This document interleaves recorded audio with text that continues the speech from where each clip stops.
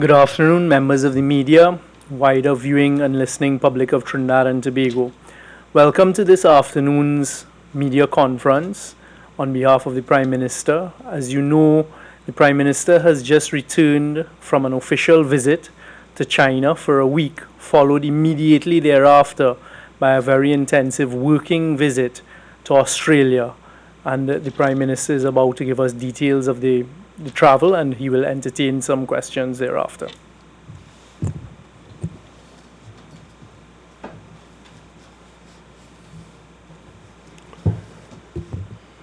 Thank you very much. Good afternoon, members of the media, members of the cabinet. I'm very happy to see so many of you attending this press conference, and I take it to mean that the country has been in good hands and continues to be in good hands. And see so many members of the media who have come to hear what I have to say, having not been here for 2 weeks. But ladies and gentlemen, I simply want to report that we have had a very successful period of overseas business being executed after what I would call extensive preparations.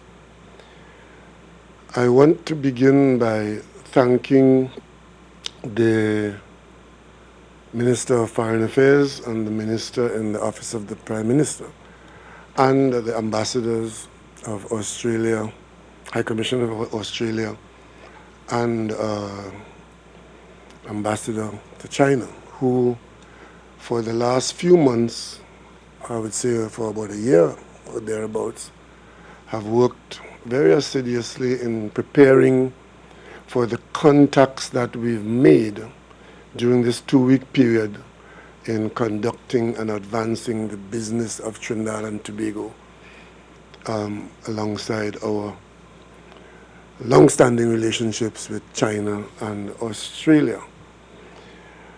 It was a very grueling trip, and I don't know that I will ever want to undertake a trip like this again, because it involved literally constant motion and living out of a suitcase and traveling from morning to evening at work and then day to day until we got back here. We had one rest day after 9,000 miles from Australia to Los Angeles. And we took a rest day there and then did the other leg from Los Angeles to Trinidad and Tobago.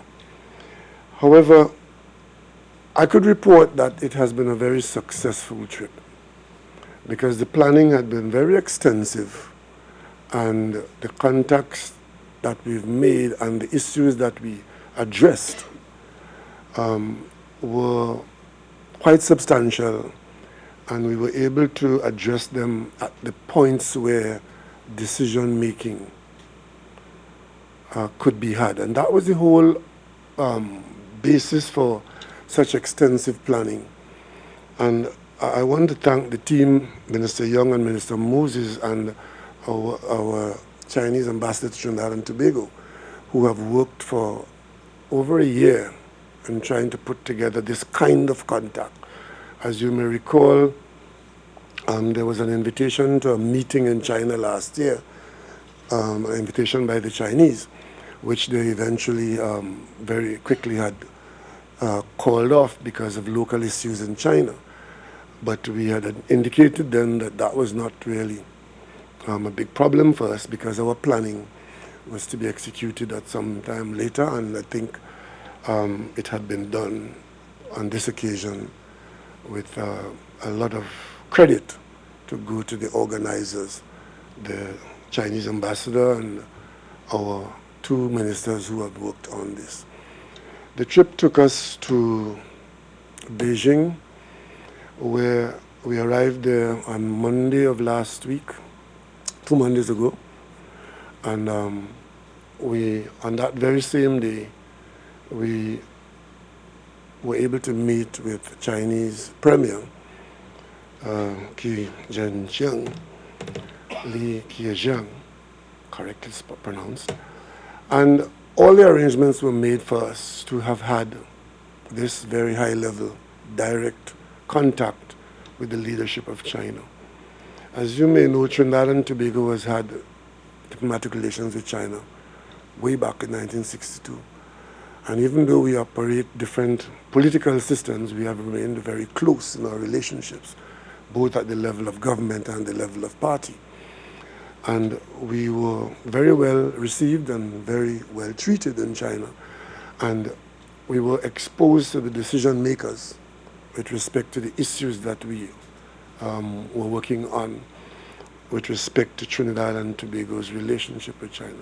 The main outcome of this and other meetings in China was to shift our relationship, our business relationship, from one of providing contracts to Chinese contractors, which they have done over the years, to one where we move towards Chinese investment in Trinidad and Tobago.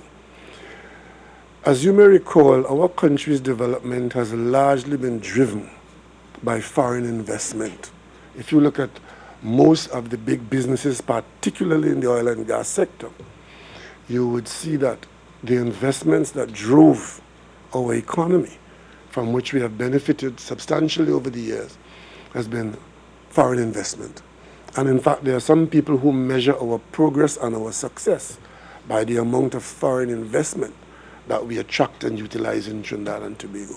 In fact, when this inflow of foreign investment appears to dip, there are people who predict our demise as a nation because we are so heavily dependent on foreign investment. Initially, it was out of Britain when we were a British colony, and correctly so. Eventually, soon after our independence, we had to look elsewhere.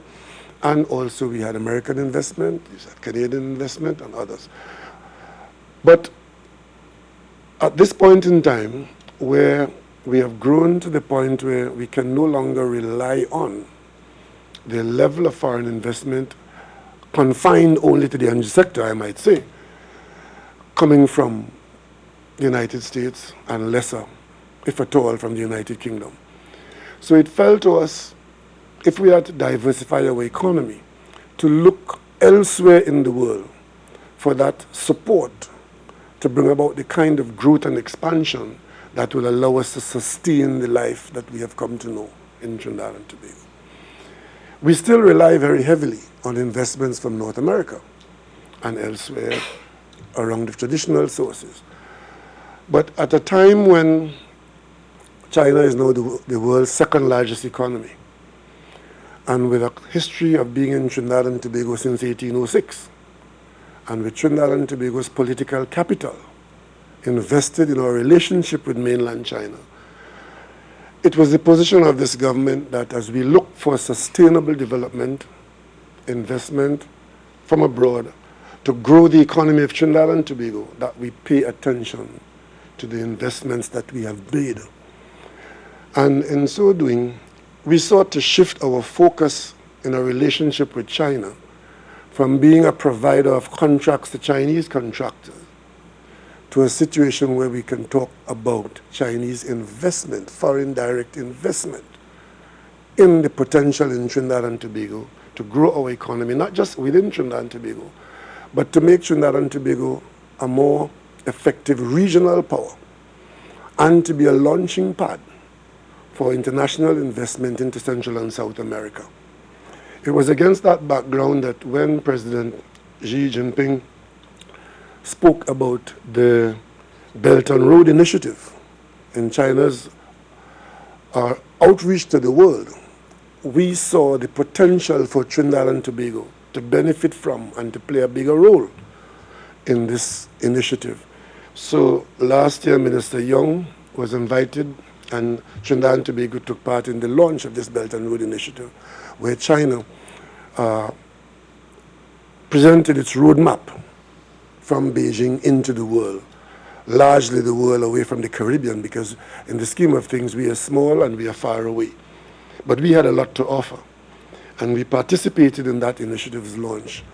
And we set about to work with the Chinese government and Chinese ambassador here, and to see where Trinidad and Tobago could feature, because it all has to do with the role of foreign investment in our economy. And China has very, not gradually but spectacularly, become the world's second largest economy, and is willing to look outwards towards the economies of the world. And Trinidad and Tobago decided to claim its place in this new initiative and not just leave it for those who are in Asia and in Europe, but we in Trinidad and Tobago ought to claim our space on this. And we worked with the Chinese ambassador and Chinese government on this.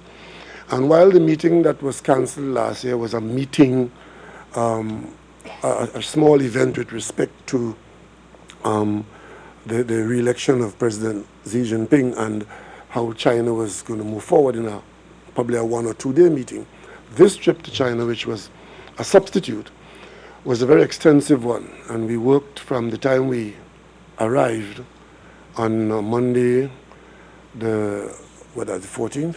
On Monday the 14th, we were pretty much at work until we left China 1 week later, meeting the people who in China can influence the development of Trinidad and Tobago. On Monday, our first day of our visit, we met with Premier Kijiang, and we had very useful meeting with him with respect to the discussions of the role that Trinidad and Tobago could play and that China could play. And together, our presence in the Caribbean could create new economies for us here. We had a very successful meeting with him, and the outcome of that meeting was that Chinese investment in Trinidad and Tobago was discussed in the context of commercial viable entities in which China would participate as an equity partner and not just as a seeker of contracts to be paid for by Trinidad and Tobago for Chinese companies that come and do work for us and return to China. Because that will not grow our economy. What will grow our economy is that we have things to do, and those things we cannot fund directly ourselves at this point in time, or that it has been too long in the making. And this gestation period, the longer we wait, the more difficult it becomes.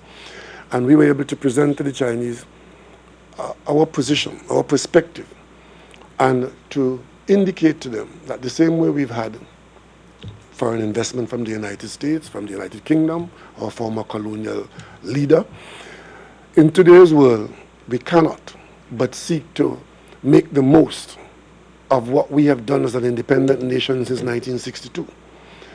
And to accept China as the world's second largest economy and a willingness to have them invest in Trinidad and Tobago's growth and development. And we were pleased to receive from the Chinese a commitment to do such.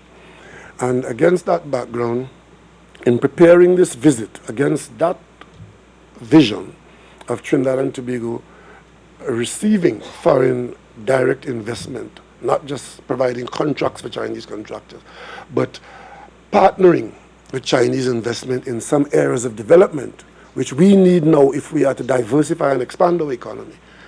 And as we put that to the Chinese, there was an acceptance and a willingness that this is something that we can do.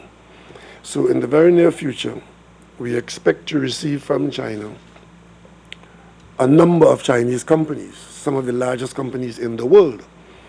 We met with the leaders of these companies, the boards, chairmen and boards of these companies, who are willing to come to Trinidad and Tobago to exploit the possibility of working with Trinidad and Tobago in creating a launching pad from Trinidad and Tobago into the region, into South America, Central America, the Caribbean, and we here in Trinidad and Tobago be that place of growth where these businesses can locate, with a background of a history of the number of years that we have had China as a partner in our development. We discussed the whole business of tourism based on Caribbean Airlines looking for partnership with one of the Chinese airlines. There are two Chinese airlines that we work towards. One is Air China, which is China's number 3, or the world's number 3, and the Hainan, which is voted the world's number 1 airline. which one is in state hand, one is in private hand. And both these possibilities are very exciting for us at this point in time. And at the moment, a Chinese airline reaches as far as Cuba. But the potential for coming to Trinidad and Tobago and to move into South America has excited a number of the executives, and there will be a number of visits to Trinidad and Tobago in the very near future. And Caribbean Airlines would be working very closely with them, not just to provide support, but to see what kinds of partnerships we can work out. And the potential for significant tourism growth in Trinidad and Tobago and the region exists because these companies are not just aircraft flying companies. Many of them, like Hainan Airlines, they have significant business in tourism, significant businesses that we have an interest in having some location in Trinidad and Tobago. And of course, they are prepared to consider equity investment in some of the projects that we are about to embark upon, not the least of which is the Sandals project in Tobago, which at this point in time is driven 100% by the government, not because we want to do that, but that is because that is what has to be done now to get it going. We've invited local businesses to participate. So far, we think maybe only one of them has any interest in even pretending to get invest. And the scale of the investment is such that we may have to look beyond our borders. And we've seen great possibilities in having foreign investment in a project of that nature and having it drive an expansion in our tourism and our airline services. And of course, it has been raised with us there that we can go further out of Trinidad and Tobago to drive Trinidad and Tobago as one of the locations from which cruise ships could operate in and around the Caribbean. And of course, we met with the chairman who have these opportunities to work with us, and we're issuing, on my conclusion, we'll issue you with a document so you will see in greater detail who we met with and what were the major issues that we were digesting on that. So we met with the Premier on the first day, and on the second day of our visit we met with the President Xi Jinping himself, and we had very useful discussions, and the Premier and President understood our position, accepted our position under one condition, that these opportunities that we talk about should have proper commercial routings, proper commercial moorings. And therefore what we're talking about is them participating in commercial enterprises out of Trinidad and Tobago. This is significant in that prior to this kind of development, what we really were a small nation providing contracts for Chinese contractors. We told them that that era is pretty much over. What we're talking about now is partnership in looking for growth, because our objective is an expansion of our economy and a diversification of our economy. And to do that, there needs to be significant investment. We have some kind of equity. They have some of the China has a large number of the world's leading banks at this point in time, the world's leading businesses, the world's leading airlines. So therefore the area of tourism is an area in which we can have some partnership, and that is something that we'll be pursuing. There was another area that we were very keen to pursue, and we have advanced this quite significantly already by the prior work we've done before we got to China, and that has to do with attracting to Trinidad and Tobago a business which can make us a hub for ship repairs. When you look at the world's map and look at what they have done around the world, there is a great gap between Central and South America and the Caribbean, in that zone where Trinidad and Tobago could have a facility to provide maritime services of a world-class nature to the international community, driven by the requisite investment. And of course, that will allow us to feature prominently in a business in which we have some background, some history, some smaller investment. But we are here talking about providing support for Panamax vessels out of a dry dock in the Labrie area. That project is considerably advanced. There are some finalities to be done there. And once we get a project like that going, it will provide an opportunity for us to participate in the world's shipping economy and also to provide good jobs for a lot of people who already have those skills in Trinidad and Tobago, but who are now not able to participate in this economy that exists. That project is considerably advanced. We met the leaders of the Chinese business that are involved in that. We met at the level of chairman and executive of that company, and very soon we should be able to close that arrangement because we have a lot of work done already for that project to get going, just the dots to be put in place and the T's to be crossed. And this now comes with the blessing of the leadership of the Chinese nation. We also had, we met with a number of Chinese businesses, world-scale businesses these are, who are interested in coming to take part in the Trinidad and Tobago's, that project that we talked about initially. You might have heard us talking about these, what you call it now, the industrial parks. Thank you very much. There was talk in Trinidad and Tobago earlier on about a number of industrial parks. But initially, the locations of these parks had significant drawbacks and had not gone very far. Because one first has to have the parks in an area, or the park in an area where shipping is easily facilitated. And of course, you have to know, you don't just build a park and expect that birds will fly in. We have to have an arrangement in the building of these parks as to who will come to the park.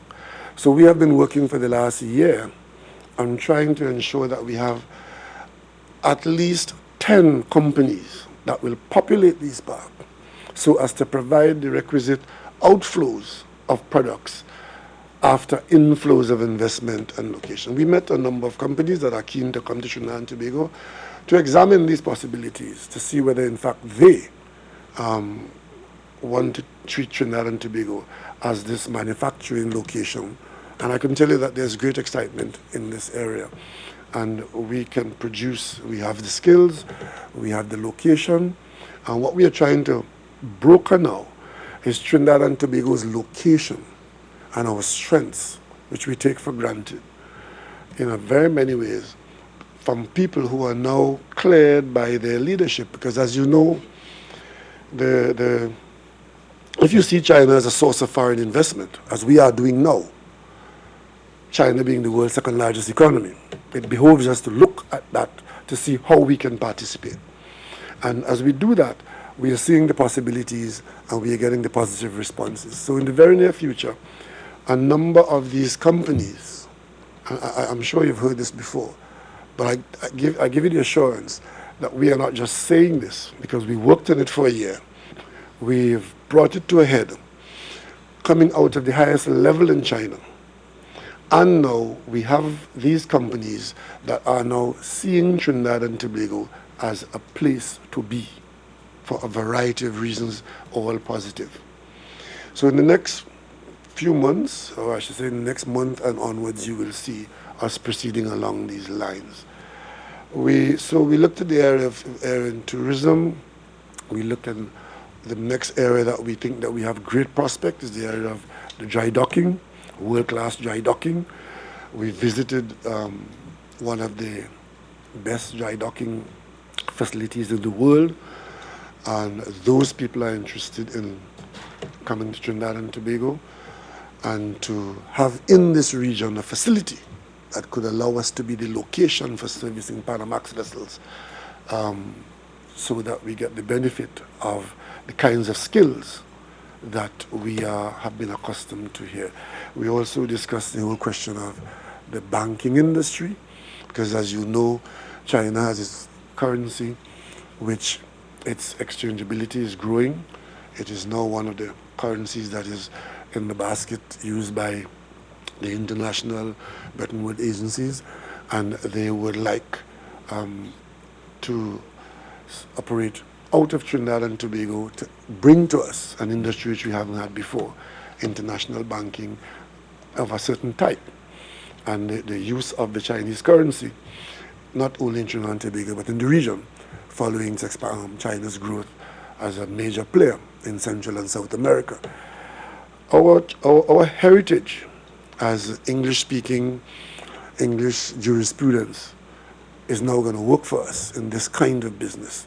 And our investment in education allows us to be able to participate very quickly in the kind of economic expansion that we are talking about.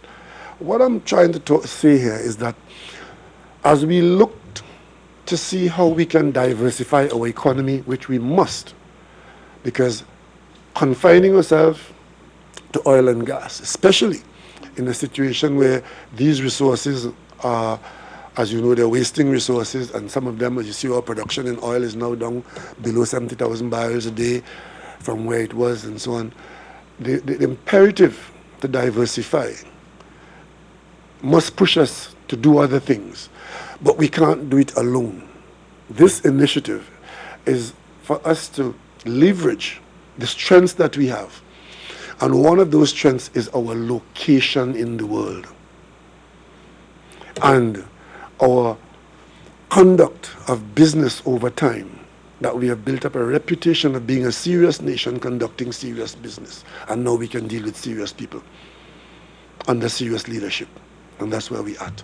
Today, Trinidad and Tobago is dealing very seriously with the Chinese economy, with the Chinese leadership, with Chinese businesses to expand our economy and benefit from that.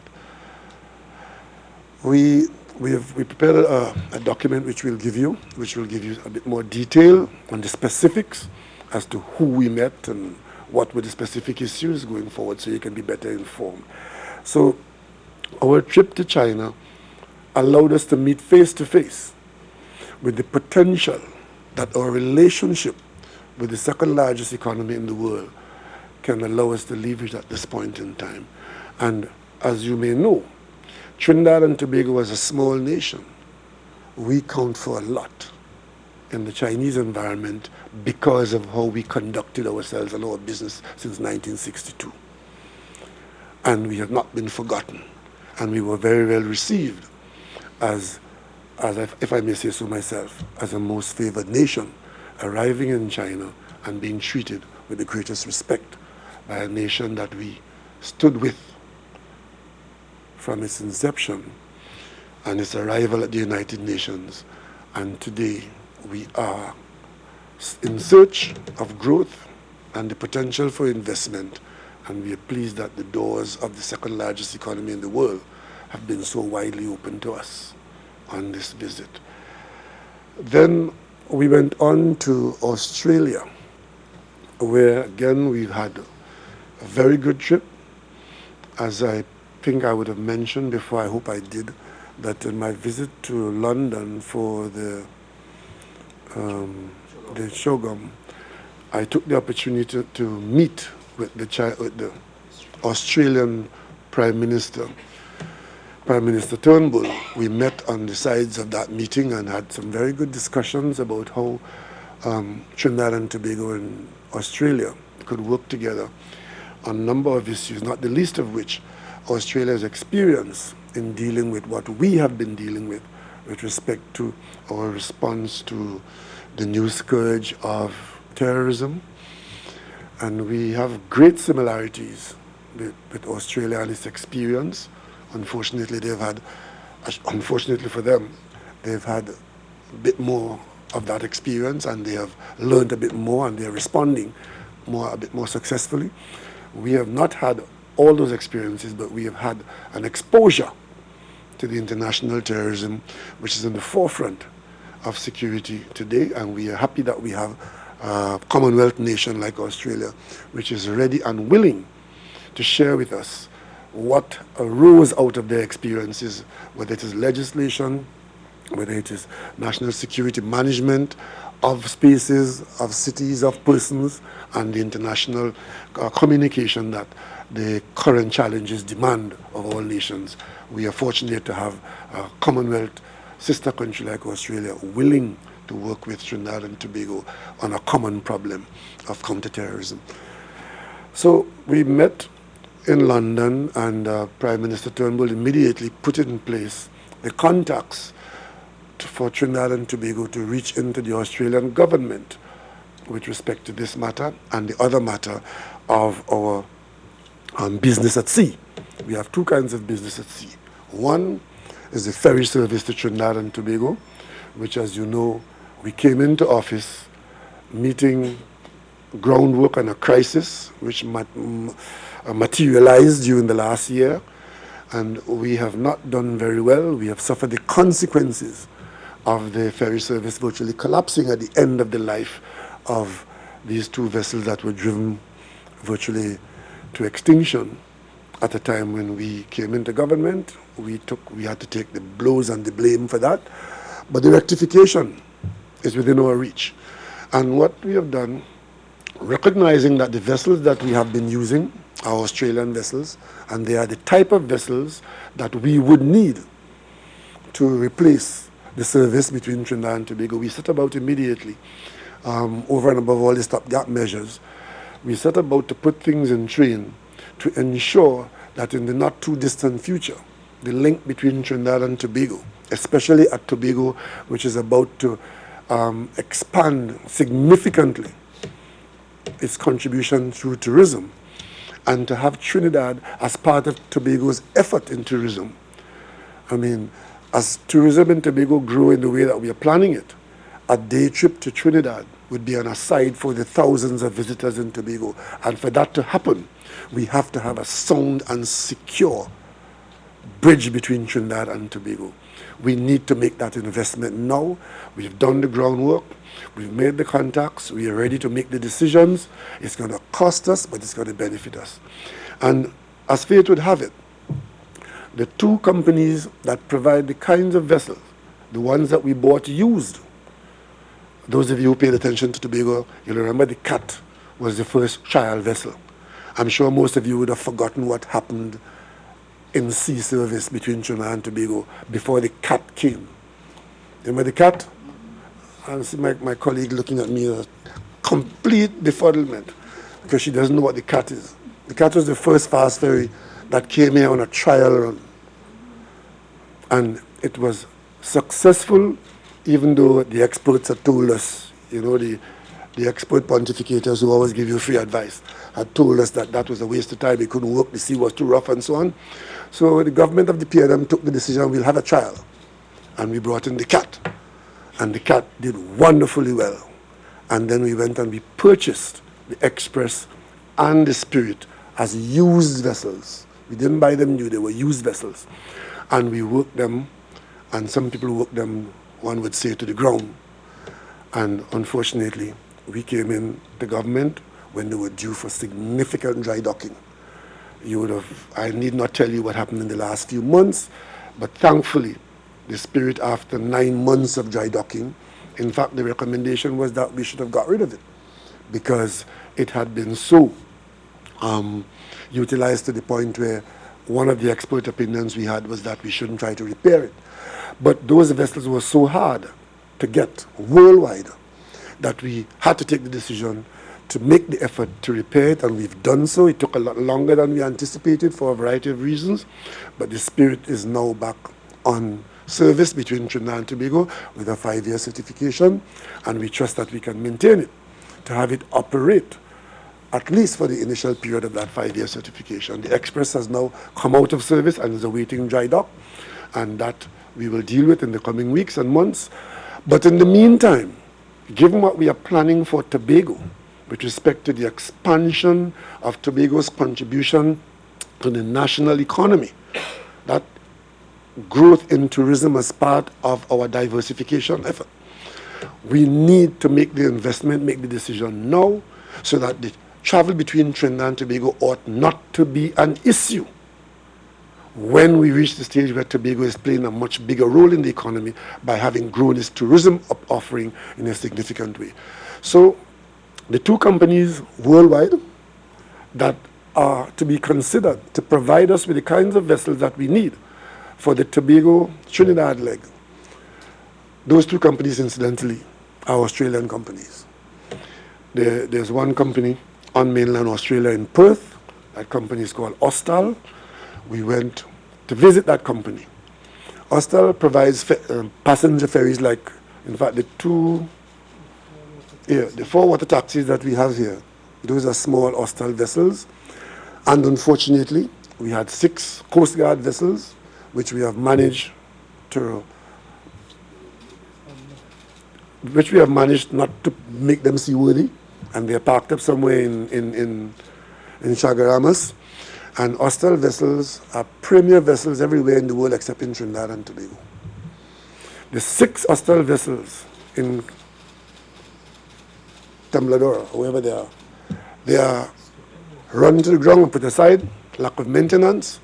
And I was surprised when I got to Australia to discover that we only had one of the 4 water taxis that was serviceable.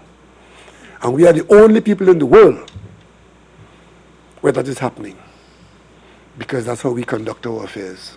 But I give you the assurance, if I have anything to do with it, if my government has anything to do with it, that will be a thing of the past.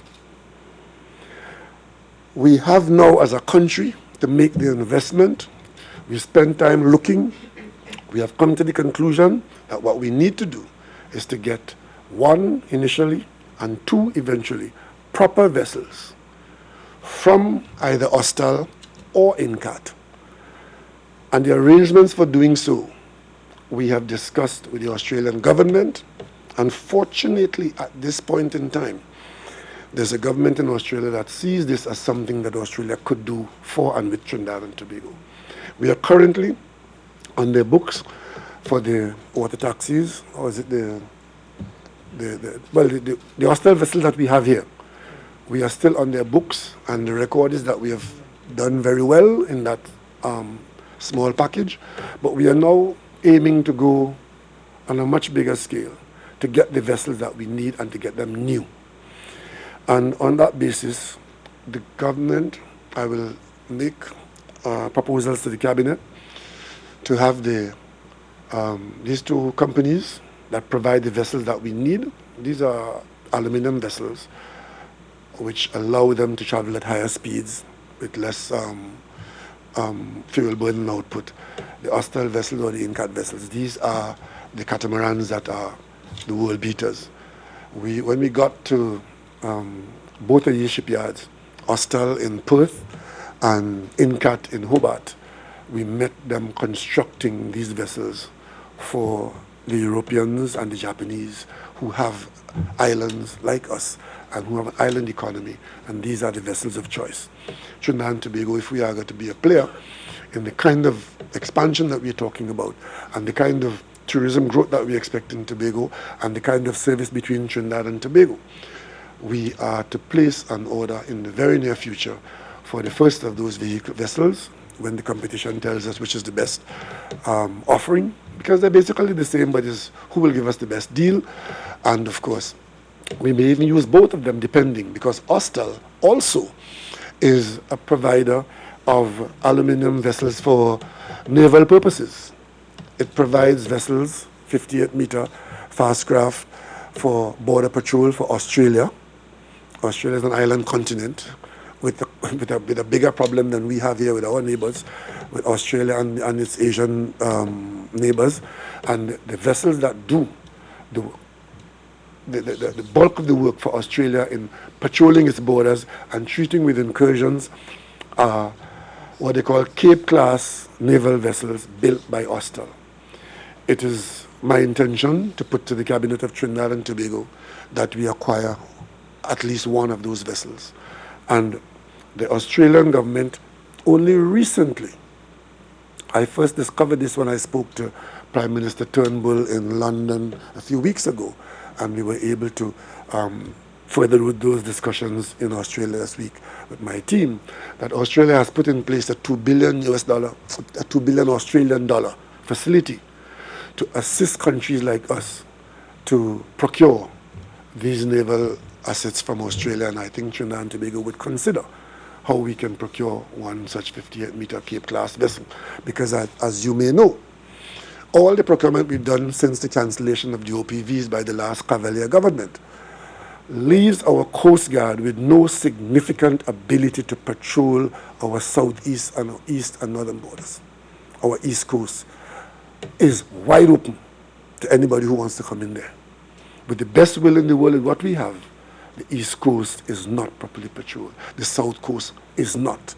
And of course, for those of you who know the geography of the island of Trinidad and Tobago, you will know that our economic well-being is now anchored 60, 80, or 100 miles east of us in the area that we have the least ability to patrol.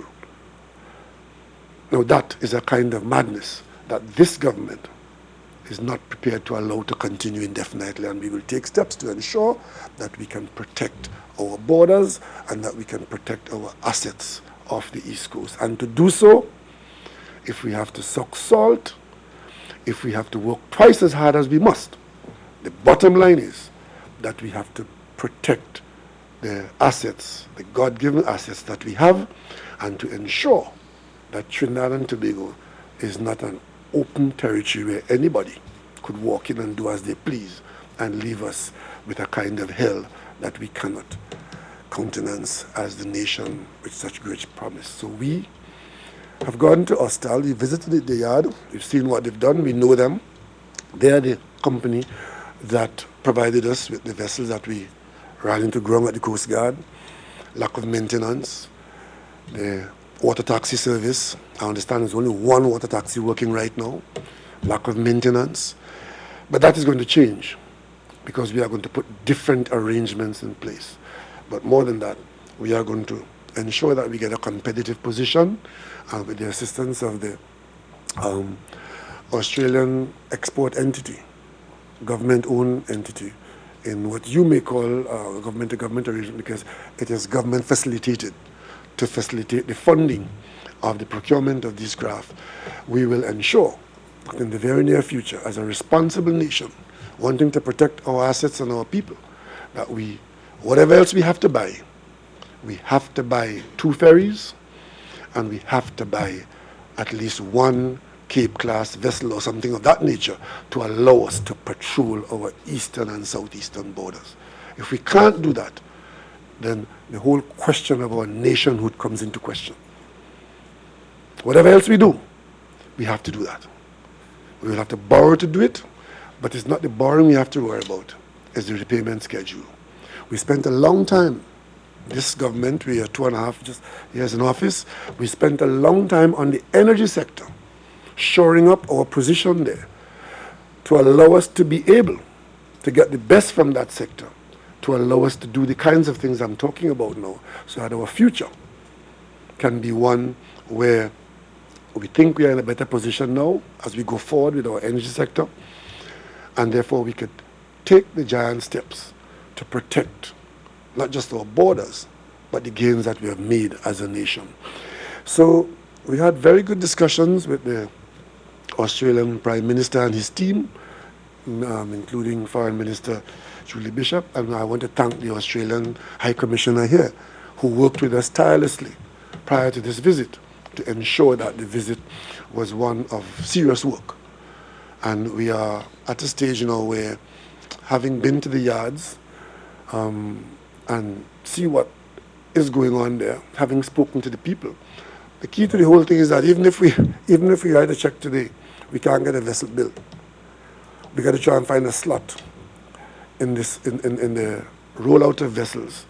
But if we move very quickly, we might be able, once we have agreement on matters, things like price and timing and so on, which the competition between the 2 companies will give us. If we move very quickly in our decision making here, we should be able to get at least 1 slot in one of these yards, and to see how quickly we could get not only the ferry, but a naval vessel to strengthen our border patrol arrangements. And interestingly enough, in our discussions with the yards, turns out that the reason why we can't get or couldn't get replacement vessels when our vessels were coming to the end of their certification in recent months is because the world market and demand for these vessels is so high that there are none knocking about. So what we have discovered, and the arrangements and the offers made to us, is that as soon as we put an offer in for a new vessel, we can virtually sell the 2 used vessels that we have here, because there's a good market for these vessels, and we can actually put them on the market and have them. One is 21 years old, the other one is a little newer. So even though we're having to change them, but there's a great trade-in. So some of their value and the money we just spent repairing the Spirit is not wasted, is not lost, because when we come to commit to a new vessel, that vessel that we have now would have a significant resale value going forward into the market. And the yards that we, my memory isn't as good as it used to be. Was it only Incat that offered, or was it Incat and Hostel who offered to take, Incat offered to, yeah, the vessels we have here, 2 Incat vessels. We bought them used. And of course, if we place an order with them later on, if we are satisfied with the proposals after the competition, they are prepared to, but the vessels are valuable. That's the point I'm trying to make. And so when we come to place a new order, we will have something to trade. So, and of course, we met with the Australian people who have been dealing with the kinds of criminal conduct that seems to be par for the course in Trinidad and Tobago. We met with the New South Wales Police Department. Minister Young was, the forefront of that. And the document we give you, you'll see who we met and what we did, and how important it is to have done so. So we have made great headway with respect to not having to reinvent some wheels in legislation, because the Australians, a Commonwealth country, a leading Commonwealth country, they have legislated to treat with the same issues, the identical issues that we have to treat with here, with respect to terrorism and so on, protecting rights, but protecting the country from the world's scourge. Though the Australians are ahead of that, they've had to deal with the same kinds of things, they had the same kinds of jurisprudence.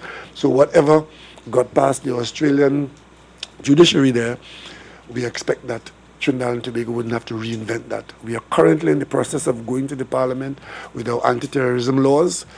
We wouldn't have to spend too much time trying to relocate the position that we need to be in, but there's a lot we can learn from what has already been done at the Australian Parliament, which we visited, and we met the leaders in the business of supporting the legislative program in Australia, and we are going to benefit from that, and there's going to be some sharing of preparations between Trinidad and Tobago and Australia with respect to our legislative program, putting into law what has already been tried and tested in a Commonwealth country like Australia, where our jurisprudence is, one can say, is heavily influenced by, as a Commonwealth country of note. So that work has already begun, and we have asked for some police training to be made available to us. That has not been confirmed as yet, but we intend to continue to make that request of Australia, because they have had an experience that we could benefit from, and what we're aiming to do is to ask them to provide our police service here, bring the trainer here to train people rather than try to send people there, because you get more out of the program. We intend to pursue that, and there's some intention that that may be available to us. We also managed to visit BHP, which is one of the companies operating in Trinidad and Tobago at this time engage in serious exploration off in our deep water. And BHP partners with some of the other companies, including Shell and I think BP as well. No? So BP is an operator. Their business is really, their core business is mining. They came out of hard ore mining, and they got into oil and gas, and they have become, if not the world number one, but one of the world leading companies in offshore drilling, deep sea drilling. And in Trinidad and Tobago, they are the operators of some of the acreage that have been won by the other companies that have been awarded acreage here. So far, they've done quite well, and there's one well in the exploration program, the Leclerc well, which has been very successful. What we discussed and what the cabinet is considering now, even before I went to Australia, is that because of the need for us to grow our production very quickly, our production of gas, because as you may recall, we had a shortage of gas which was resulting in closures in Point Lisa's plants and so on and so on. In the last year, I think it was last year, May or March, in the visit I made to Houston, up to that point, there was a bit of a stagnation with us as a location for investment in the gas industry, because we had been coming to the end of the contracts for the companies that were engaged in gas production and gas utilization in Trinidad and Tobago.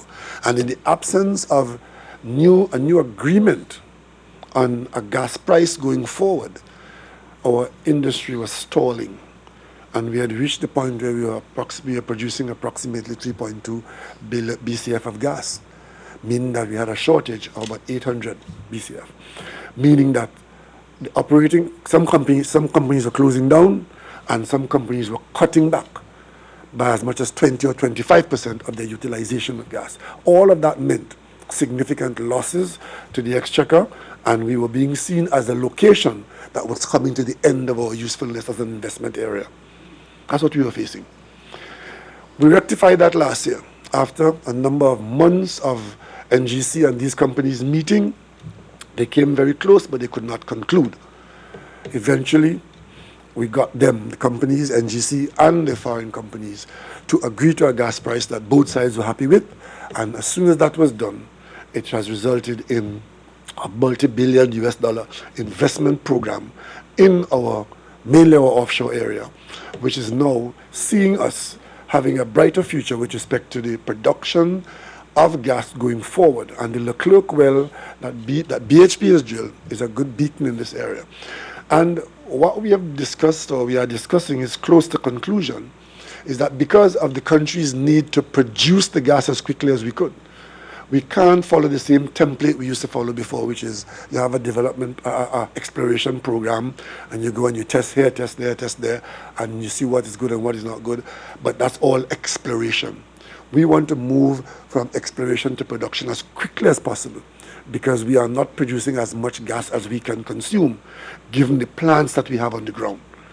We have a new plant coming in the Mitsubishi plant that is coming in, which will have a consumption of gas which we do not now have. So we have to move quickly to ensure that when that plant is ready by the end of next year, towards the end of next year, that there's gas for that plant. Otherwise, the whole investment into that plant would have been a non-starter. So what we're doing now, and what we discussed with BHP, is to change the arrangement, the production sharing contract arrangements that we have now, and not focus solely on exploration in the area where we had already seen some success, but to remodel our contracts so that BHP can now move very quickly into development of the Leclerc wells. So there are other wells to be drilled, not exploration wells, but development wells, so that the gas that has been found at Leclerc can be brought to market as quickly as possible. The company has agreed to do that, and we are going to have to work out the technical details, and the details, these are very serious technical and legal matters.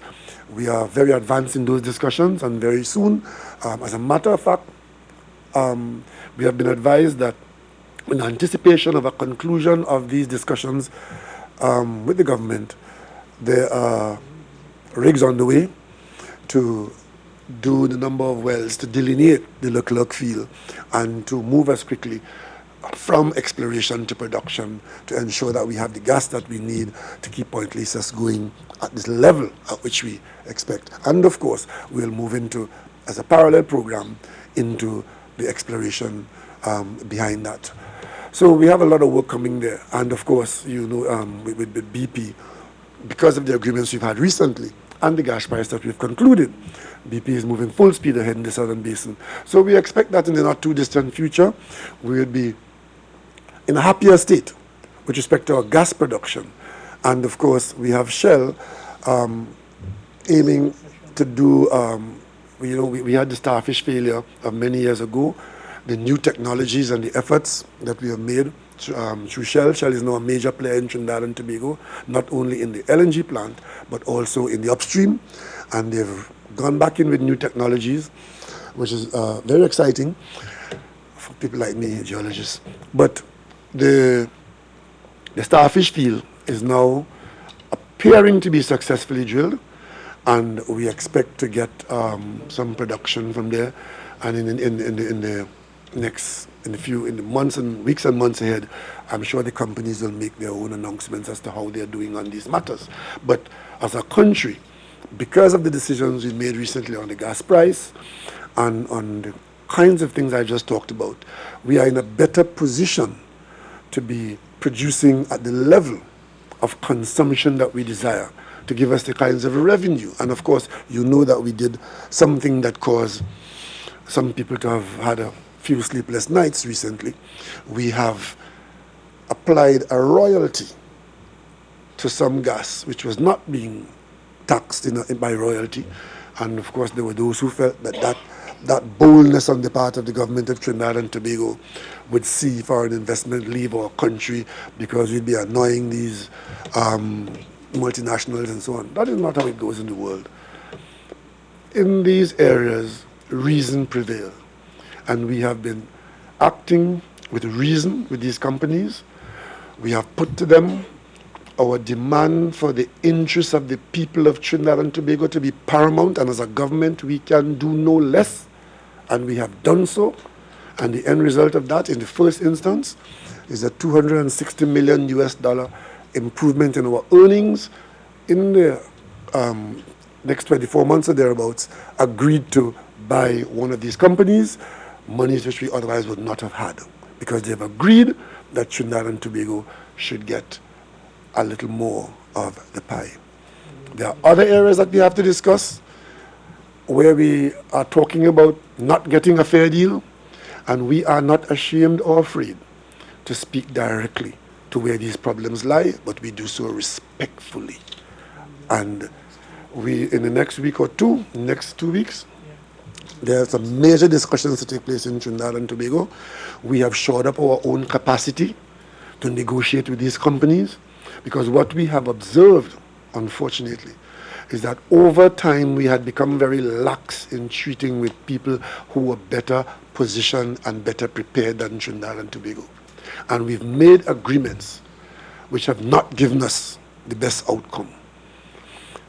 But all we need to do now is to learn from that. The real crime would be to repeat it. So what we have done, having identified the problems that we are experiencing now as a result of our own lack of preparation, this government has found and is using very experienced people in the oil and gas assessment sector. We have one of those on board, Portal and Partners, and then we've gone out and we've hired the best in class on the legal side, and they will sit down with us on our side of the table in negotiating with these companies. I can tell you, the meetings we've had in recent times with Shell and with BP, we saw an acknowledgement from these companies that they should and would sit with us and respectfully revisit our role and our presence in the LNG business. And one of the things that came up in the Chinese visit, there's one Chinese company, a new investment, first time, Chinese company investing in energy in Trinidad and Tobago, and I think they own 10% of LNG, of one of the trains, and that gives them an insight into the business here, and that's how these businesses go. The door is wide open. These are international businesses, and Trinidad and Tobago, the government of Trinidad and Tobago, has to act as required by these international circumstances. I'm afraid to say that we have not been doing that. We have been advising ourselves, and in some instances, we didn't do very well. We are now well prepared. We have the best in class on the legal side, the best in class in the understanding of the business side. And in the next few weeks, we will be having some discussions with Shell, with BP, and all those who are involved in the LNG business. Because it is the contention of Trinidad and Tobago that while we own the resources, the people of Trinidad and Tobago, we are not benefiting sufficiently. It is my position to these companies that their board, their chairmen, some of whom I know very well, I've met them in recent years and I got to know them very well. And they will tell you all along that on every occasion I tell them, you have a duty to look after the interests of your shareholders. I have a duty to look after my shareholders. And my shareholders are the people of Trinidad and Tobago, the owners of the resource. And they understand that very well now. So we'll sit down around a table and we'll revisit and we will see. And I'm confident that at the end of these discussions, all of us will come away winners. Because once it is fair and it is reasonable, all participants would be winners, and Trinidad and Tobago will remain a place for foreign direct investment, whether it is from the United States, Canada, the United Kingdom, Italy, or China. We have to remain a place where foreign direct investment is welcome. And if we are going to expand our economy and bring about the diversification, that cliched word that we talk about, to expand our economy, to sustain our quality of life. I'm not even talking here about improving our quality, I'm talking about sustaining it, because very easily, if we don't preserve the gains we've made, we could slide away from what we've been accustomed to. So our first objective is to preserve those gains, and our second milepost is to expand on that growth. And so in doing that, we have chosen to conduct our affairs in the manner that I've just described. What we have just done on this Chinese trip is to look for foreign investment from a non-traditional area. We grew up here in this country as British colonials. Our investment use started out in my early days as British investment, because we were a British colony. And alongside that, we had some Commonwealth where it is available, whether it was Canadian or otherwise. And then we've always had American investment. We've always maintained that kind of relationship, and there's always been American investment in Trinidad and Tobago. As a matter of fact, many people measure our progress as a people as to how much foreign direct investment we attract every year. Some people measure our progress on that basis because we are so dependent on that to sustain or to advance our own quality of life.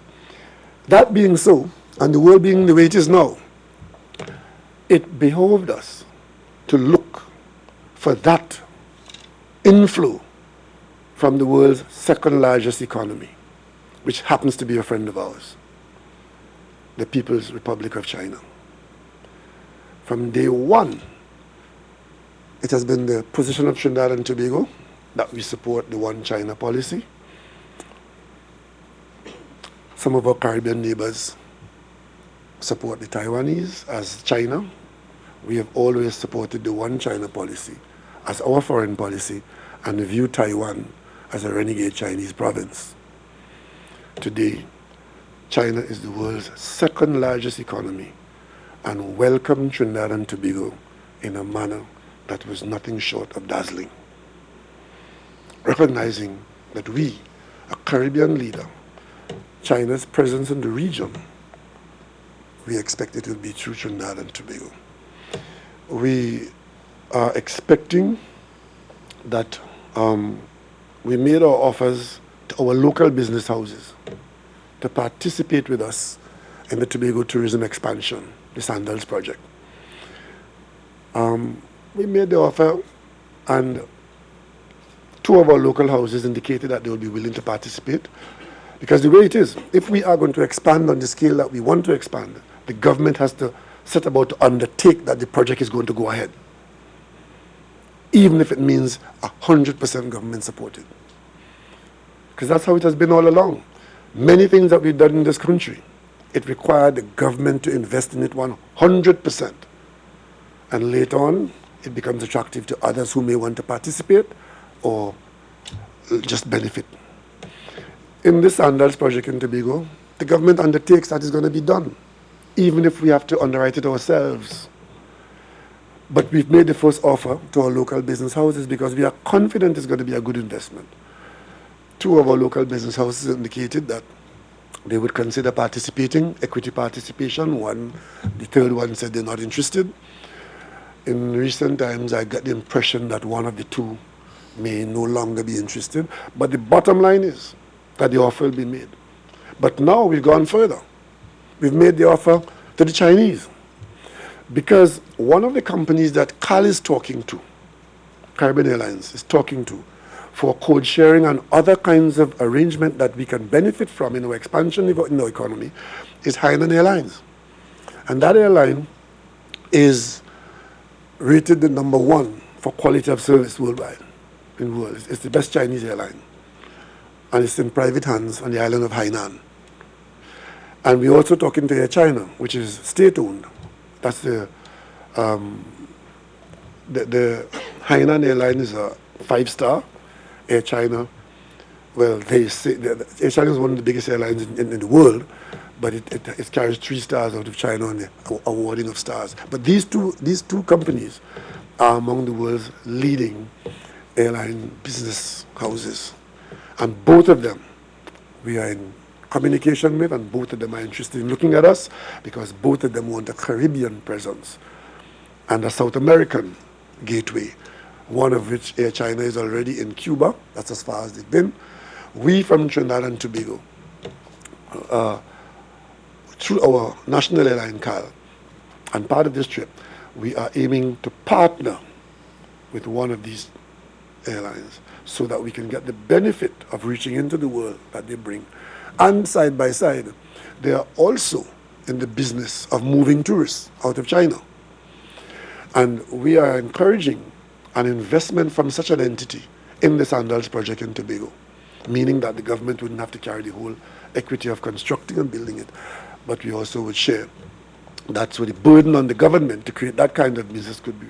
And we've seen some interest, and in the not too distant future, we'll have the requisite visits by the persons.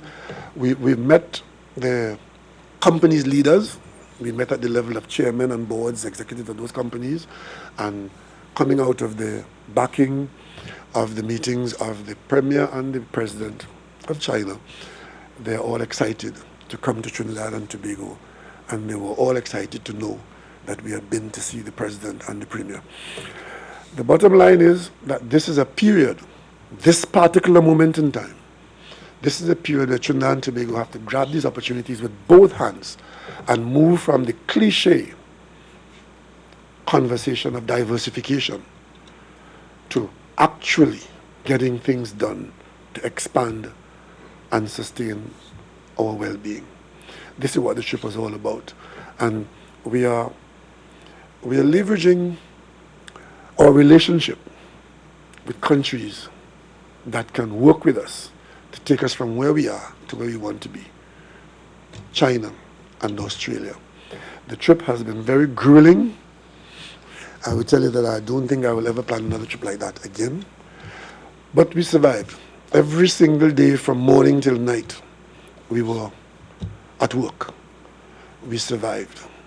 And we have come back with a lot of work. And in the document we'll give you, you'll see the actual details of who we met with and where they fall into what I've just said. And in the coming weeks, there'll be some interesting things happening in the country. The Ministry of Energy, let me take the opportunity now to thank former Minister Wendell Motley. I wasn't here, I saw in today's papers that he has confirmed what he indicated to us at the government, that he would withdraw from the energy subcommittee that he was chairing, the cabinet committee which dealt with the gas negotiations. I want once again to thank former Minister Motley for being a citizen who answered a call. He was not in the best of health, and I think we had a good relationship when we were in the cabinet of Mr. Manning, and I think out of deference that I suspect, he agreed to take responsibility for that period in the last year and a half, to bring his tremendous wealth of experience and his cool and calm demeanor to work with the government and the companies to bring us to a place where we could have got the gas agreement that we got, which is now spurring the exploration and development in Trinidad and Tobago. He stayed on. I persuaded him to stay to bring us to the point where we are now, which is the heavy lifting has been done, and he has been wonderful in his difficulty. He never shirked his responsibility. He pulled the teams together. We got to a point now where we can simply say to him, we wish him good health and we wish him all the best. And there's no other patriot like him at this time. And his presence and his input has been valuable in Trinidad and Tobago, invaluable input to where we are. We think we have managed to be in a position now where the energy sector issues are, under control. Let me just use that phrase, under control. And that's why we have moved now out into expecting prosperity from that sector, in that sector, averting disaster in that sector. We were very well positioned now to make this trip to Asia and Australia to look towards expansion of our economy. This is where the real diversification is going to come. In the not too distant future, you would see a presentation that was made to us in China from some of the work that we have been doing the last few months, and that is to create this dry dock business in Trinidad and Tobago that can handle any ship that is Panamax grade, which is the largest ocean-going vessels. There's no such facility in this region. There's something in Curacao, but they have the issues. We are aiming to get into that business, but we couldn't go it alone. One, we don't know the business enough, and two, we don't have the wherewithal to create the business. But we have the location where the business is attractive. And one of the days in China, one of the things we did, we received a presentation from the work that was being done here in Trinidad and Tobago by the Chinese companies that are looking to make that investment in Trinidad and Tobago to create a world-scale dry dock that could handle 2 vessels of the largest tonnage and provide for us the kinds of, once that investment is made to create that facility here, this is foreign exchange earning, because it provides a service to the world and they pay for it in foreign currency. But also, as important in that particular business, it's a business that we as a people know something about. And a lot of the skills in South Trinidad, in and around the oil industry, are the kinds of skills that would be attracted into that new industry. So it will provide wonderful opportunities for people who might have begun to think that we are at the end of our tether in this kind of business. But if we manage to create that dry dock business in Trinidad and Tobago, that international dry docking business on that scale, partnering with the world-class Chinese companies, then this is the kind of quantum leap that we're talking about in diversification. The word diversification in Trinidad and Tobago is now a cliche. What we've tried to do on this trip is to move from there to a handful of specific things that we can and will be attempting to do, which will give us that quantum leap in economic expansion and sustenance of our quality of life that we've come to know. I want to thank Minister Young and Minister Moses, who worked tirelessly with the requisite ambassadors, in particular, the ambassador to, or High Commissioner to Australia and the Chinese ambassador. And for the last almost a year, they've worked tirelessly on all of these projects. And we are beginning to see the fruits of that labor. And if we manage to achieve what we have set out to achieve, then the diversification of the economy of Trinidad and Tobago that we have been hankering after could begin to occur in the areas of tourism, in the area of maritime services, in the area of manufacturing, because one of the things that we met with a group of Chinese businessmen who are the ones identified to populate the industrial estate, which we have now taken to the coast. Because the previous government had taking industrial estates to their constituencies. Well, all the constituencies in China and Tobago is our own. We choose the best location. So we have taken this project to the coast, where it is far more attractive because we are aiming towards export. And that project is well in hand. Minister Gopi Skoon has been working with that, and the execution is about to take place, among others. And while we have some seemingly intractable problem with our own behavior, and this crime problem that everybody seems to think that is beyond us, we will stay with it. We're going to overcome it. But I'm excited about the prospect of Trinidad and Tobago. And having made this trip, and having leveraged Trinidad and Tobago's reputation and the investments we made in our person and in our country as an internationally known location for seriousness and serious business, I am confident that the things that we've embarked upon to expand our economy, to diversify our economy, to attract the kind of investment that is needed to make a difference, that we are on a good course. In the weeks and months ahead, you will see the outcome of this visit, and I trust that my enthusiasm is not misplaced. Thank you very much. If there are questions, I'll take a few.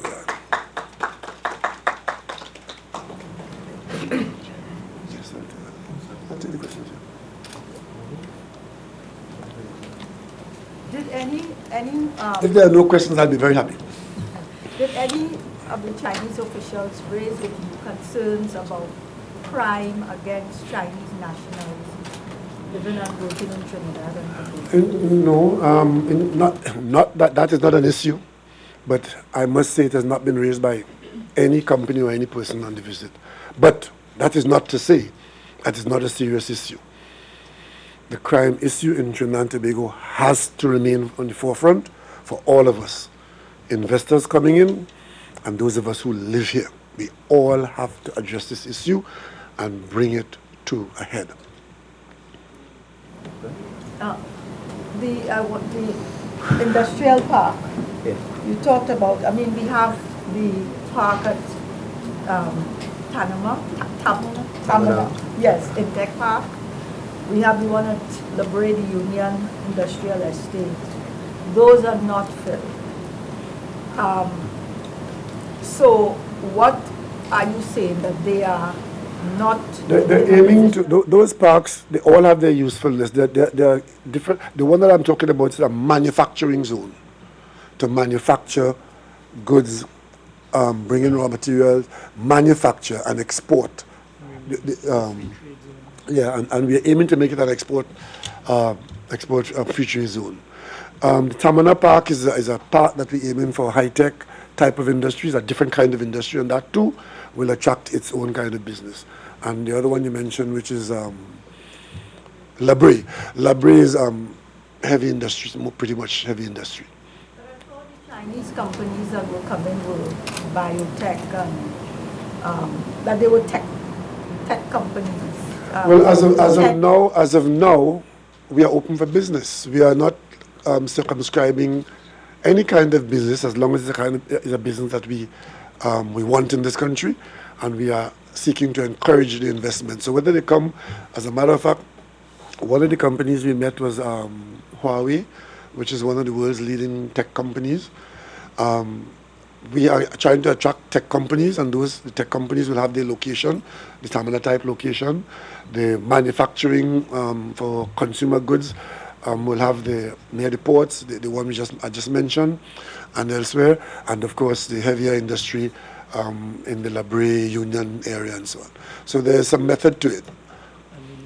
With respect to the industrial park, who exactly on the local side of things will be project manager for construction? Would it be E-Tech or NEC?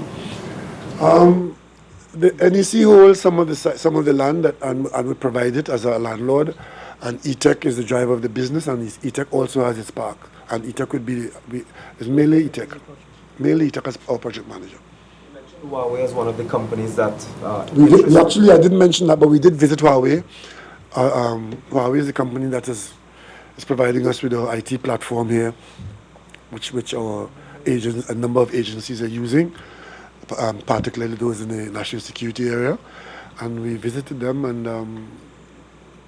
they're already here in Trinidad and Tobago. And the question is what more they can do with and for us. I just want to identify maybe some of the other companies that have expressed interest in that one. Do you have their names?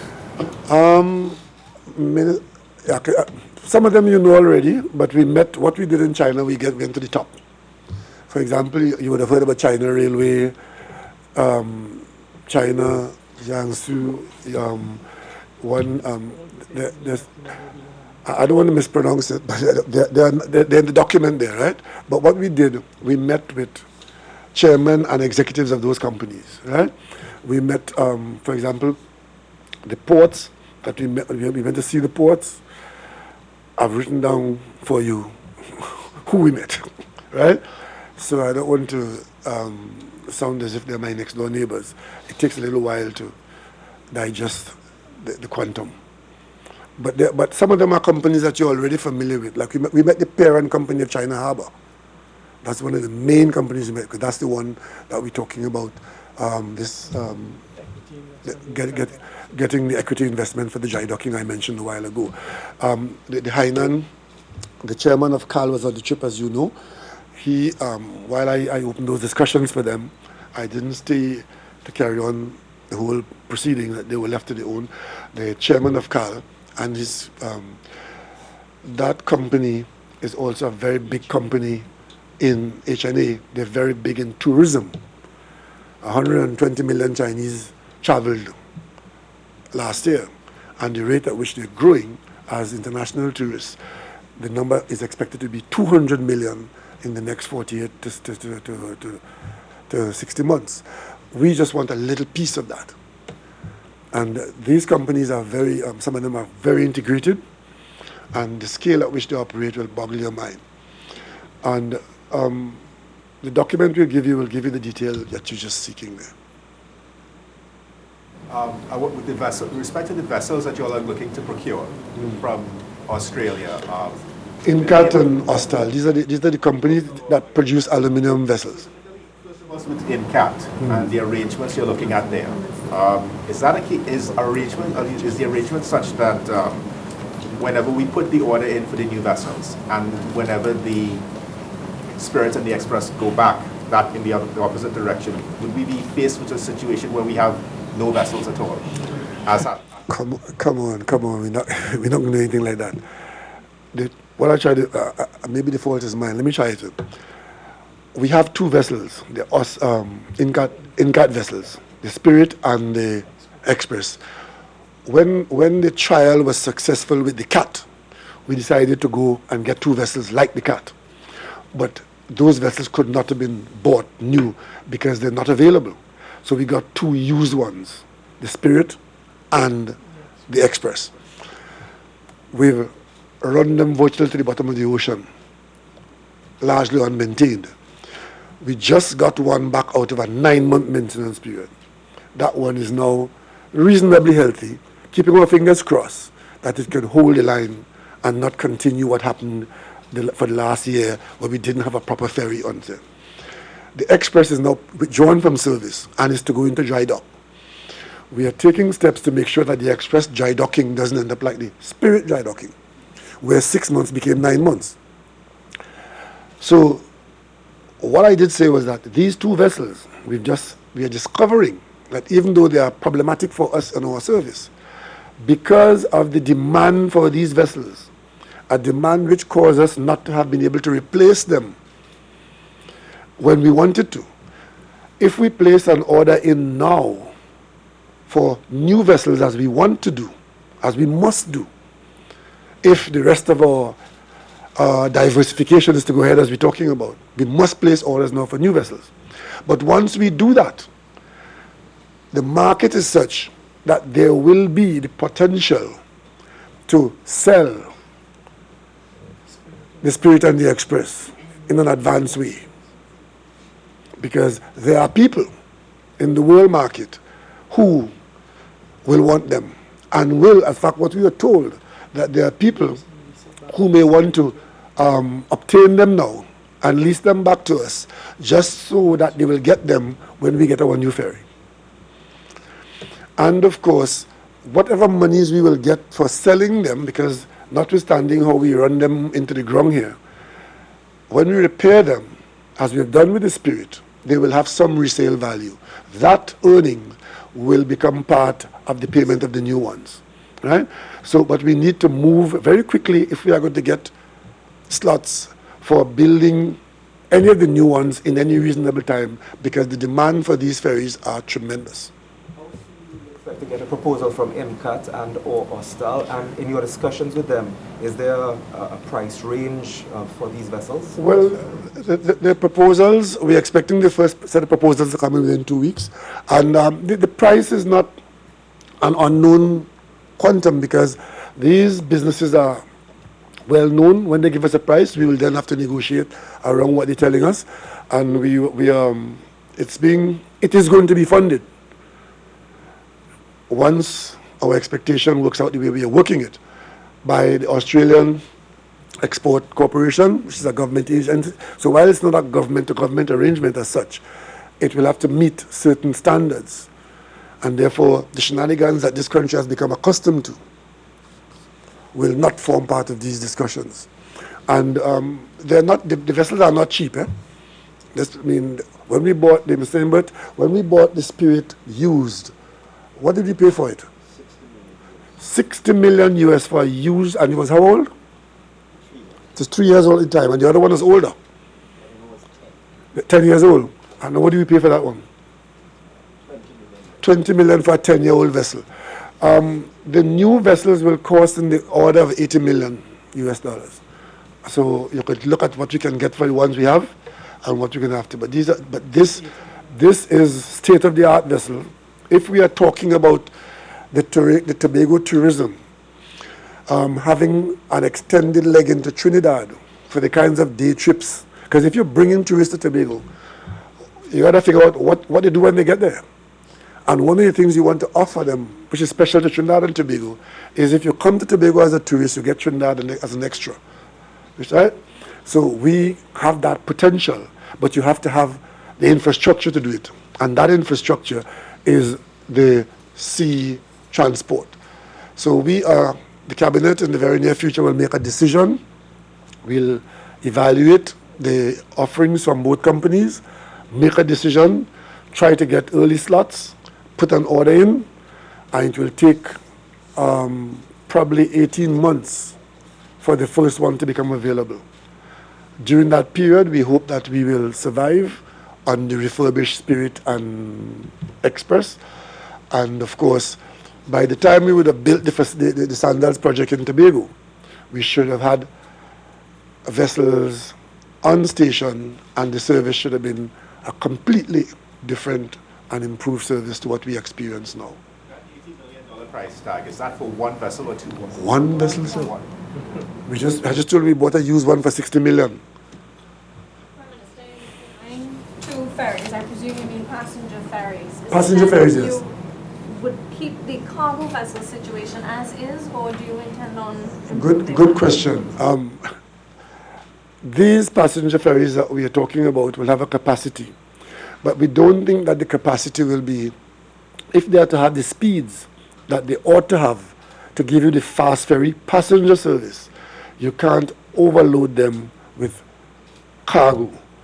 The ones that we looked at, which is the 109, 111 meter ones, they will have a capacity to carry 32 large lorries, articulated lorries. So that will not, that question is not yet answered. But we will see some improvement because we also are going to have to go on the cargo side for a cargo vessel, right? But it's what kind of cargo vessel we're going to look at. But the fast ferries will have some cargo capacity as well. But that capacity, especially if the Tobago economy grows the way we expect it to grow, we may still have to have dedicated cargo service.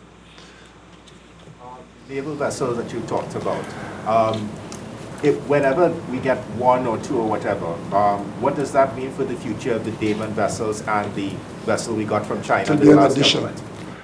We would need all the vessels that we have at the moment to be available for coastal patrol if we are to secure our borders. It doesn't mean that all will be at sea at once like a flotilla, but you have to have an ability to be at sea all the time. Right? What has been happening is that there are times when we are not at sea and our borders are open. So you have to have a fleet of vessels that can maintain, that have you maintain a presence at sea all the time. So some will be on dry dock, some will be in close, some will be out. So you have to have the ability that all times our coastline would be under surveillance and protection. It's the absence of that that is causing us to be the recipient of the imports that we do not wish to have. The guns and the ammunition and the human trafficking and all that, because our borders are too porous. And those who told us that our borders are not to be defended at sea did us a great disservice. And the chickens are now home to roost.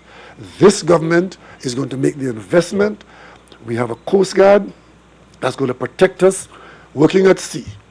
And we have vessels that we bought that were allowed to run to wreck and ruin. As a matter of fact, next week, Ostel is due here to do a report on those vessels to see what is to become of them. We are going to repair them, and we are going to make them available to the Coast Guard.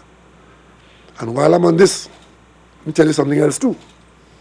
We discovered to our horror in Hobart, where Ostel operates on the island of Tasmania, we discovered that there was correspondence between Ostel, whose vessels are in this country, we know them, when we were desperately looking for a ferry to service Incat, sorry, not Ostel, Incat in Hobart, Incat in Tasmania. When we were desperately looking for a replacement vessel to service Tobago, to allow the Spirit and the Express to go into dry dock, there were people on the government payroll in Trinidad and Tobago who refused to respond to Incat, who were in a position to make vessels available to us. But the government employees here were telling the board, can't find nothing, but they were finding ocean flower and Cabo Star for us. And we discovered, but we're going to pursue that matter further. Right? People who knew the hell we were going through as a people, Tobago economy being wrecked, making their own private arrangements. And we go quite to Tasmania to see correspondence to people on the government payroll in Trinidad and Tobago, people who didn't bother to reply because it didn't suit their agenda. At the port, correct? They're all about. Yes? What institutional arrangements is the government making with regard to the maintenance of vessels? That might be the best question that you put to me today. As I speak to you now, we have not made any. But the proposals that will come to us for the purchase of those vessels must have with them a rider for maintenance for at least 7 years. And serious transfer of technology to our people here who will eventually build up a capacity. And there's something else which I won't mention at this point in time, but we have another ace up the hole. Prime Minister, not only maintenance company, but what about technical training? That too will that too will play an integral part in the decision that the government makes when you make a decision as to who does what for us in this area. Maintenance and training. After the experience we've had, we will be crazy to not put that in the forefront. We have 6 hostile vessels gathering moss in the Coast Guard that we're paying for on a monthly or quarterly basis. Minister of Finance paying for them. They're down there gathering moss. And in we've examined this very closely. Everywhere else that they've sold vessels to, vessels are doing well. Trinidad and Tobago, not so. They're supplying vessels to the U.S. Navy. Trinidad and Tobago, not so.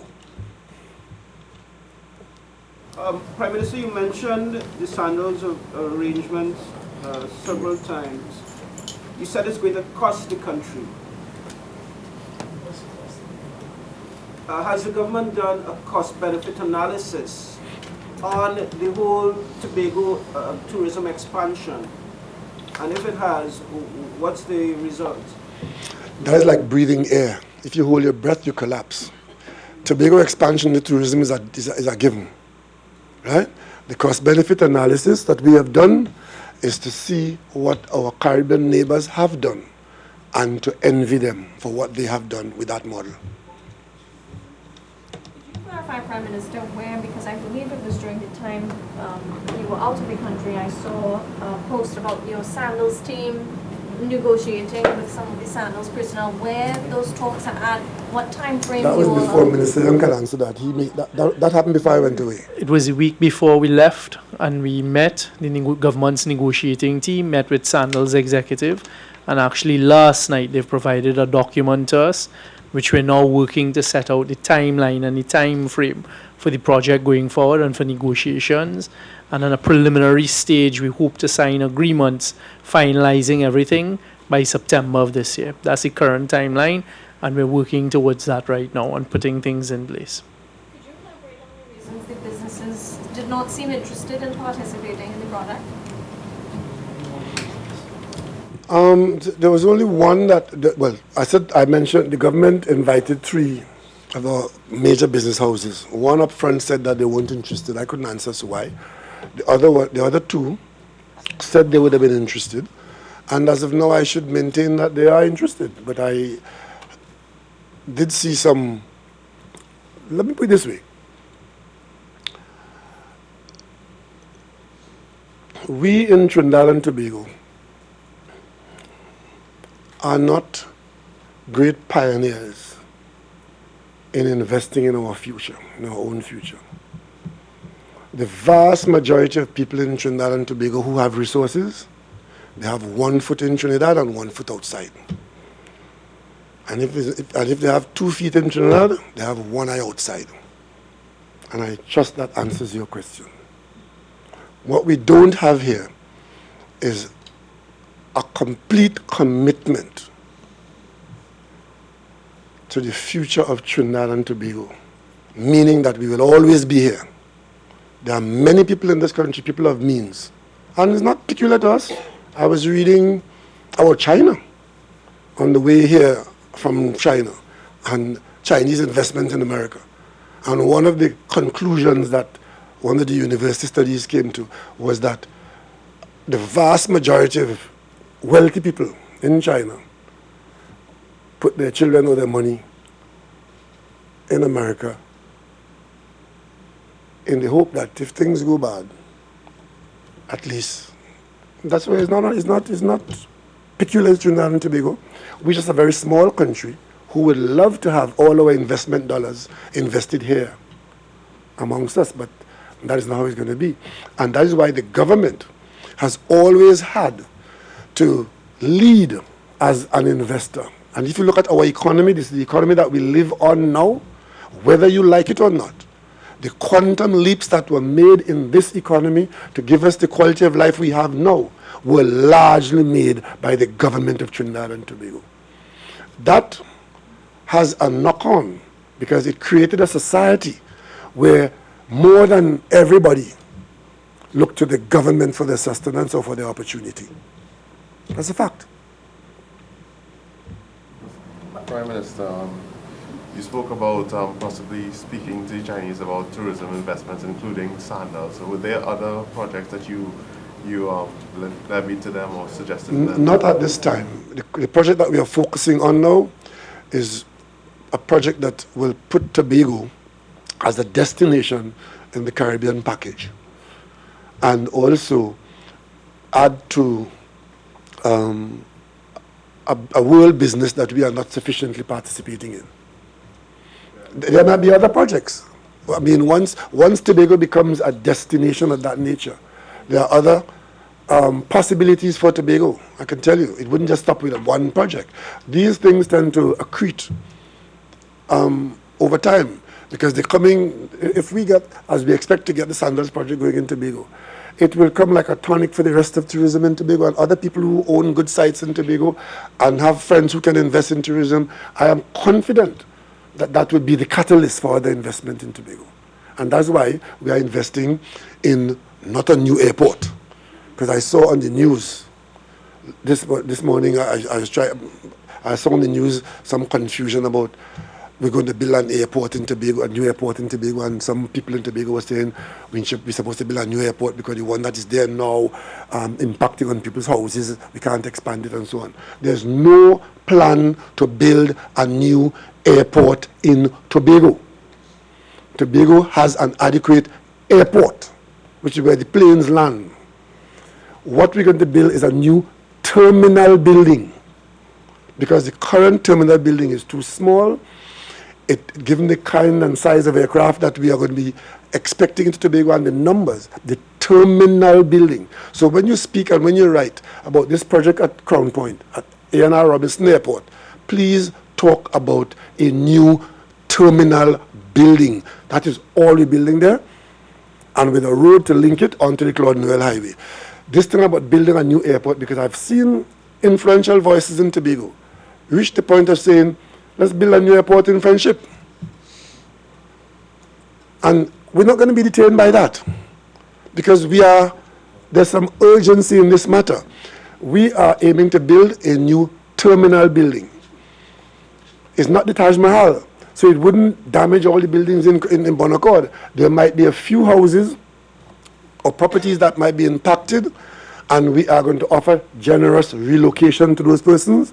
But the terminal building at the edge of the airport, because that's where terminal buildings are, we're going to build the terminal building at the airport.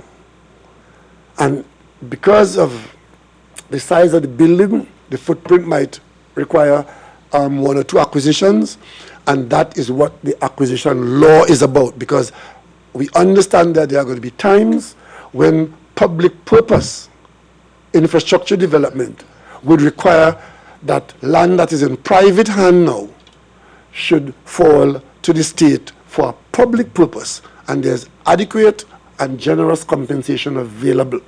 So let us not detain ourselves with that. We're not building a new airport. We're building a new terminal building that can handle the traffic that we expect to come into the airport as we expand Trinidad and Tobago's tourism plant, as we diversify our economy. It's as simple as that. And all we are expected to do to get the benefit of that is to behave ourselves and not become negative pontificators on every god and everything the government says we're going to do. All right, just a couple more questions. Well, I have two questions. What the plan to sell asphalt from Lake Asphalt to Chinese company for their airport? Let me tell you what the plan is. The plan is that we hardly have any asphalt to sell.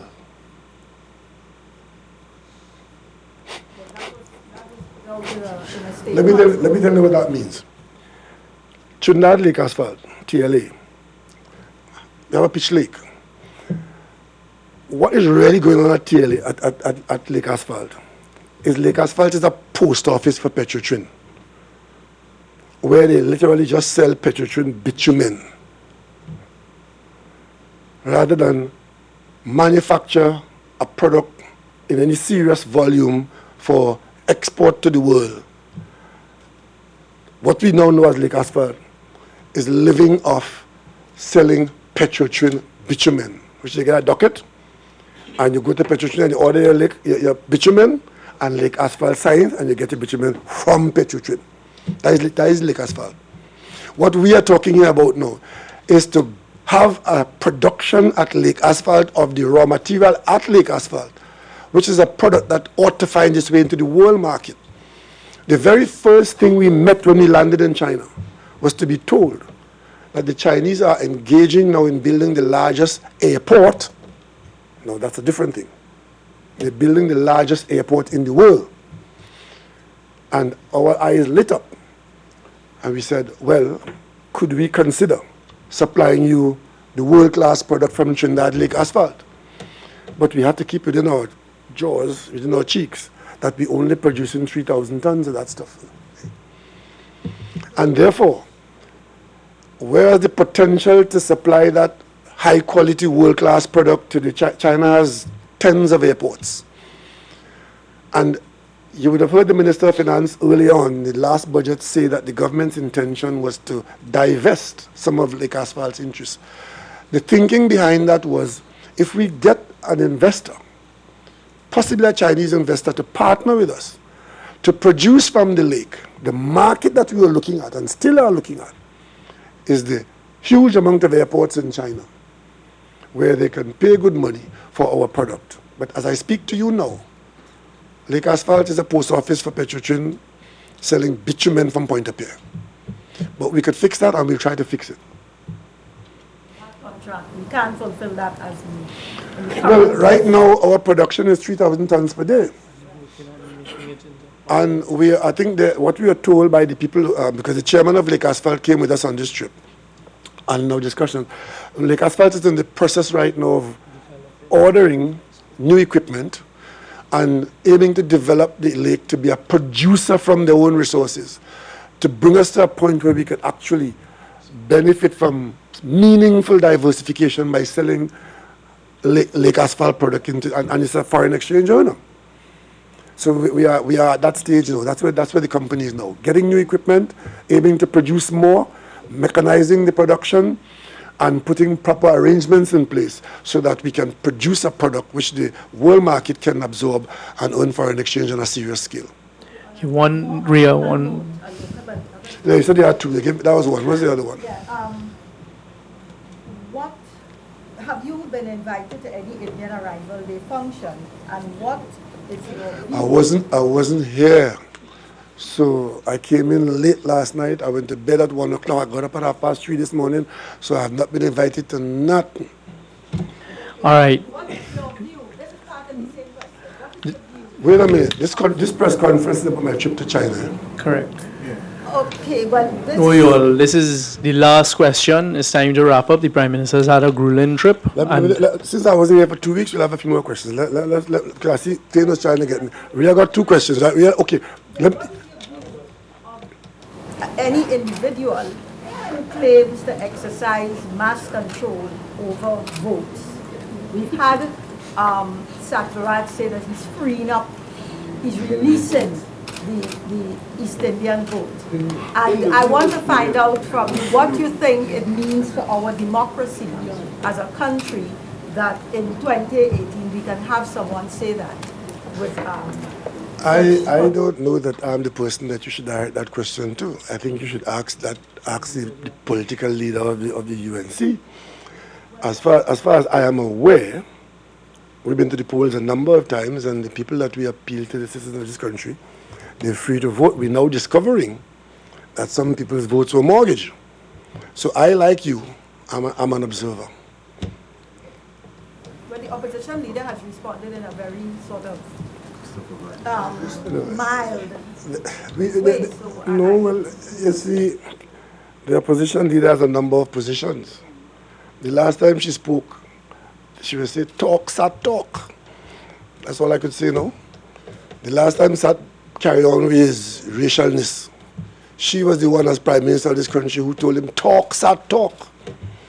Now that Sat talk,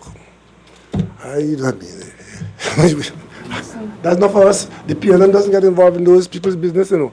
We get involved in the business of Trinidad and Tobago, right? That's where we are. And we have certain standards, win, lose, or draw. Mainly win. That's where we at. So when you're hearing now about freeing up people vote, we have always got the votes of the people of Trinidad and Tobago who give it to us freely, and sometimes they withhold it freely. Because we are the P&M. Yes. Sorry, no, the other question. On behalf of my sport department, you're meeting with On Australia. the behalf of your what? My sport department. You're meeting with Australia Cricket. Oh, yes, I forgot that. That was a very important meeting because I wanted to meet with Cricket Australia for the simple reason that I wanted to get a first-hand feel from them as to how they went about fixing their problem. And we did meet with Cricket Australia. We met with 2 of the senior executives, and they did give us good insights.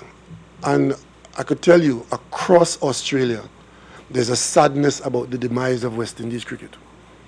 Every single person I spoke to, and there were many, man, woman, and child, speak about the great tragedy that is the loss of West Indies cricket.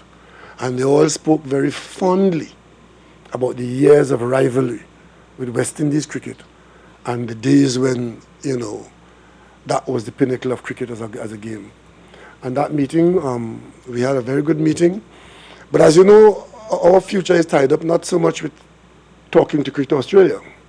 That was good to get the experience and to solicit their support in whatever way they could talk to and about us. But the key to it is the ICC. They gave us an insight as to how they dealt with the ICC in bringing about the reorganization of their cricket. I'm a member of the cricket committee of CARICOM. Prime Minister Gonzalez is the chairman.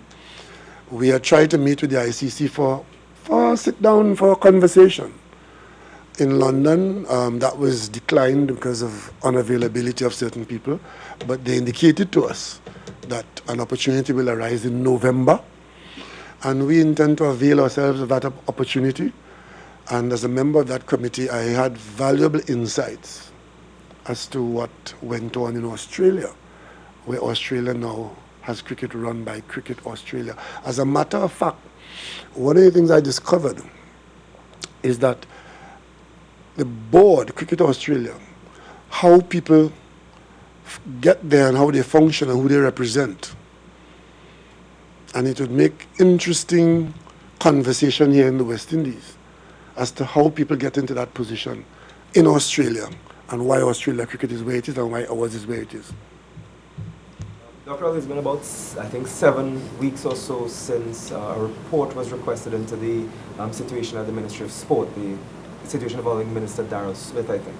About 7 weeks. Can you give us, have you made any considerations on that? I was going through my emails this morning, and we had given the group an extension of 2 weeks. So I anticipate that after the holidays, I should receive that report. Yes. So the government sent a letter of congratulations to the new Prime Minister in Barbados. Did the government congratulate President Maduro on his re-election? Well, Minister Imbert was in charge of the government for the last 2 weeks. I think you're putting that question to the wrong person. When the Prime Minister is acting, there are only a few things that he cannot do. And I think one of those is firing the Prime Minister.